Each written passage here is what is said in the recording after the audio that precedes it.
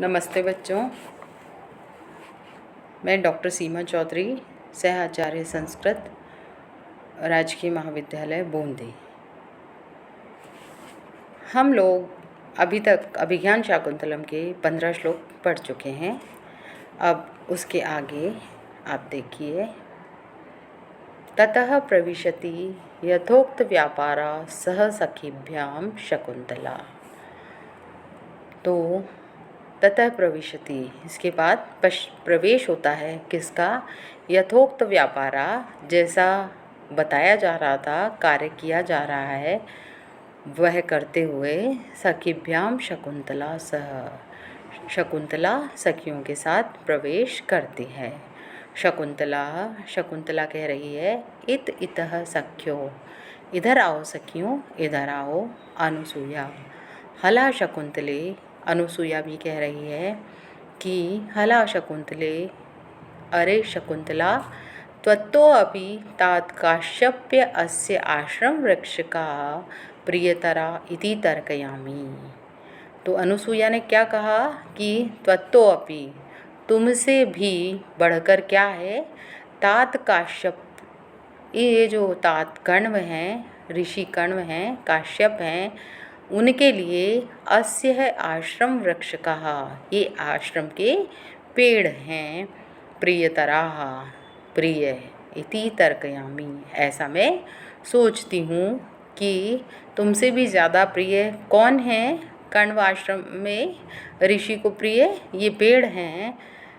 क्यों? क्योंकि येन नवमालिका कुसुम पेलवा अपि त्वम एतेषाम आलवाल पूर्णे नियुक्ता। तो वो कह रही है क्यों? क्योंकि येन, जिससे या जिस नवमालिका से क्या किया जा रहा है? नवमालिका क्या होती है? चमेली की बेल होती है, उसके पुष्प के कुसुम पेलवापि, कुसुम के समान सुकोमल भी, त्वम एतेषाम, तुमको इस आलवाल पूर्णे नियुक्ता, इस कार्य में लगाया गया है। किसमें? आलवाल, जो पौधों को जल डालने के लिए क्यारियाँ बनाई जाती हैं, इस कार्य में तुम्हें कण्व ने नियुक्त किया है। तो यह जान करके ऐसा लग रहा है कि वो वृक्ष आश्रम के तुमसे भी ज़्यादा प्रिय हैं ऋषि कण्व को। तो शकुंतला कह रही है, न केवलम तात नियोग एव, तो ये मैं अपने तात नियोग, अपने पिता की आज्ञा के कारण ही नहीं कर रही हूँ, बल्कि अस्ति में सोदर स्नेह अपि एतेषु, मेरा इनके प्रति कैसा है? प्रेम, सहोदर के समान इनके प्रति प्रेम है, इस कारण भी मैं इन पौधों को जल डालने का काम कर रही हूँ। इति वृक्ष सेचनम रूपयति, ऐसा कहकर कि वो पौधों को जल डालने का अभिनय करती है। राजा आत्मगतम, राजा अपने मन ही मन में कह रहा है, कथम अयम सा कण्व दुहिता, अरे क्या यह वह कण्व की पुत्री है, शकुंतला है?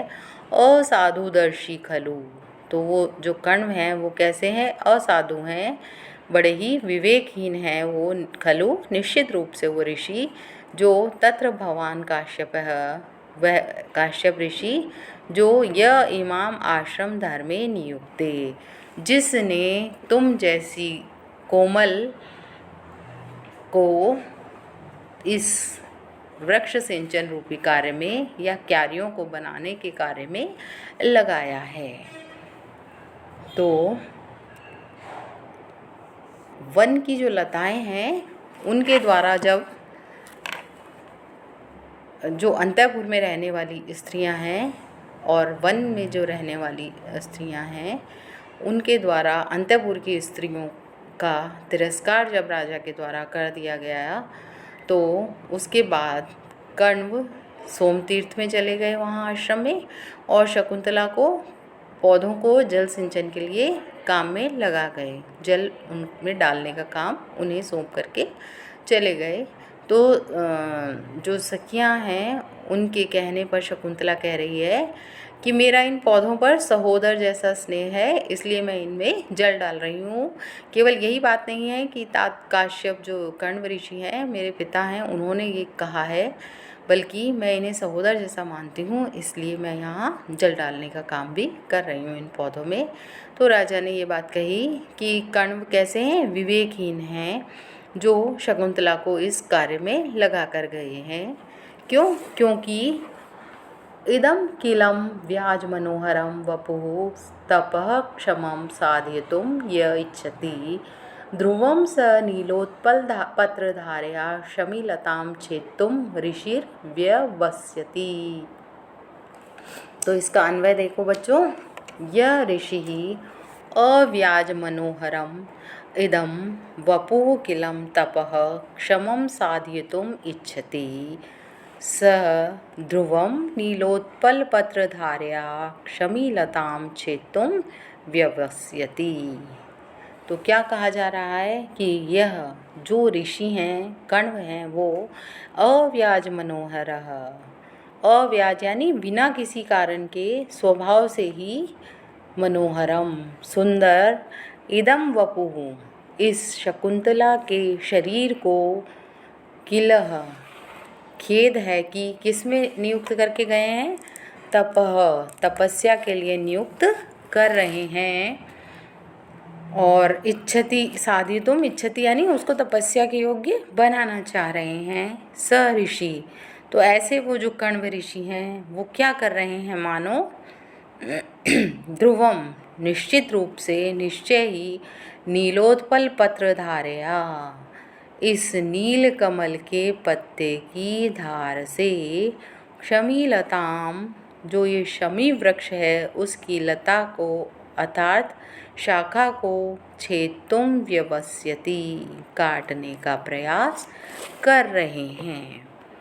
तो फिर से अर्थ देखो बच्चों, क्या कह रहे हैं कि यह जो ये कण्व ऋषि हैं वो अव्याज मनोहरम स्वभाव से ही सुंदर इस शकुंतला के शरीर को कैसा बनाना चाह रहे हैं, तपः क्षमम साधयितुम तपस्या के योग्य बनाना चाह रहे हैं।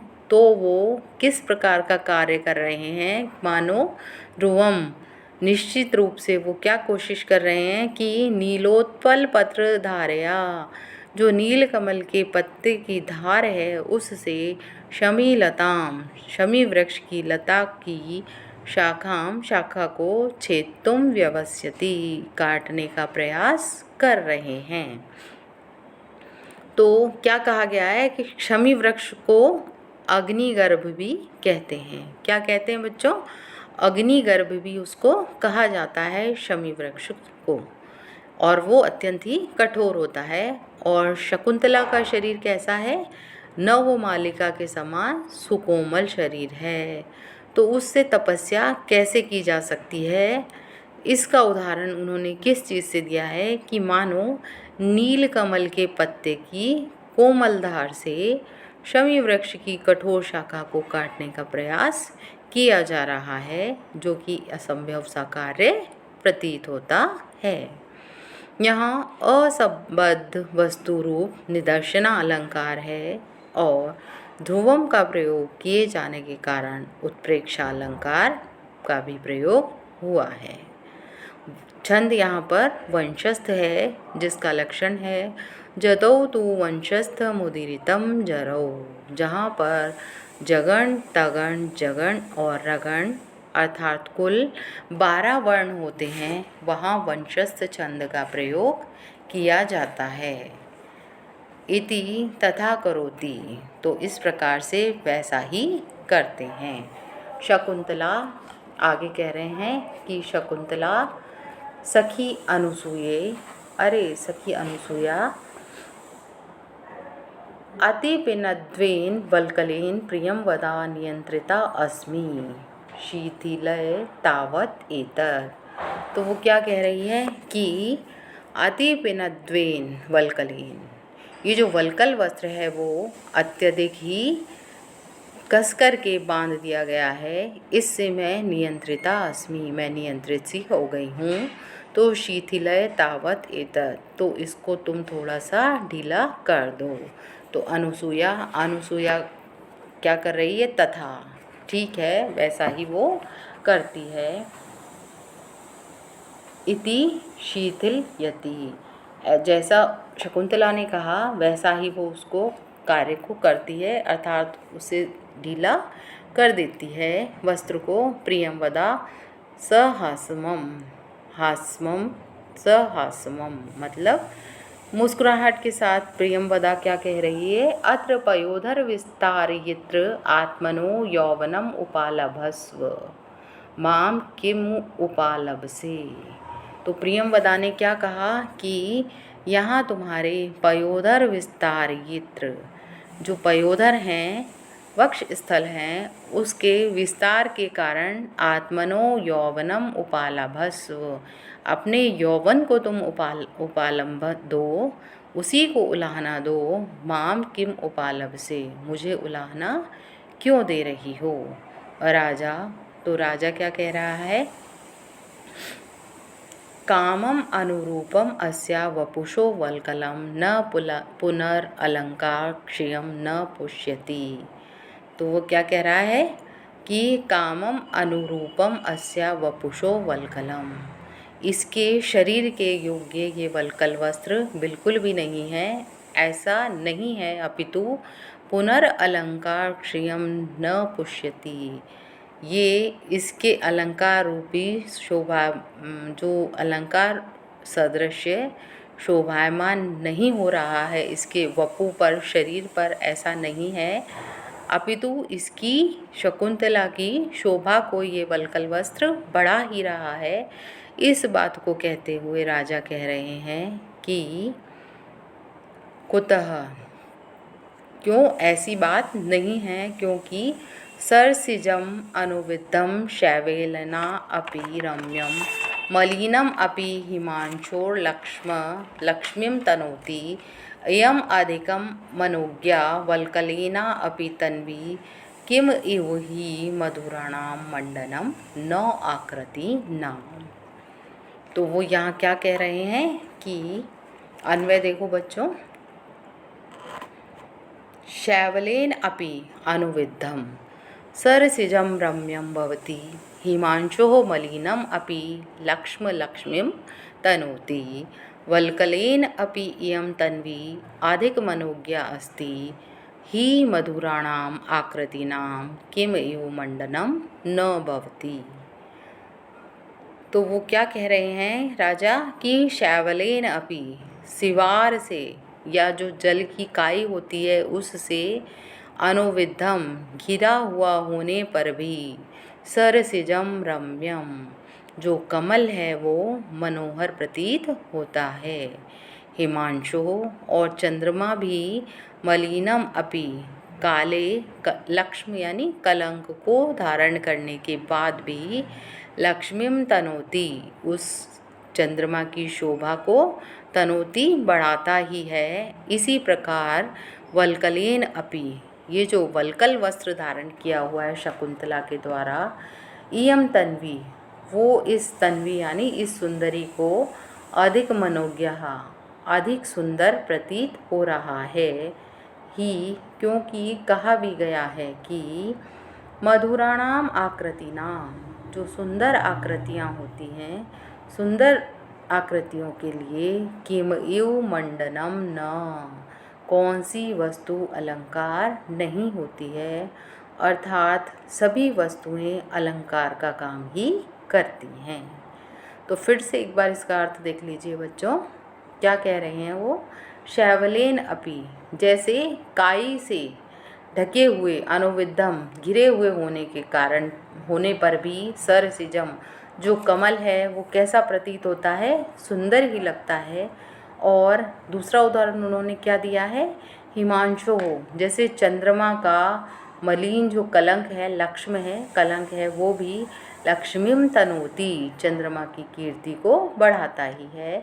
उसी प्रकार से वल्कलेन अपि, जो वल्कल वस्त्रों में भी, इयम तन्वी, ये जो सुंदरी है वो अधिक मनोज्ञः, अत्यधिक सुंदर लग रही है, अत्यंत ही खूबसूरत लग रही है ही, क्योंकि मधुराणाम आकृतिनाम, जो मधुर आकृतियाँ होती हैं, सुंदर आकृतियाँ होती है, उनके लिए किम इव वस्तु मंडनम न, कौन सी वस्तु अलंकार का काम नहीं करती हैं, अर्थात सभी वस्तुएं अलंकार का कार्य ही करती हैं।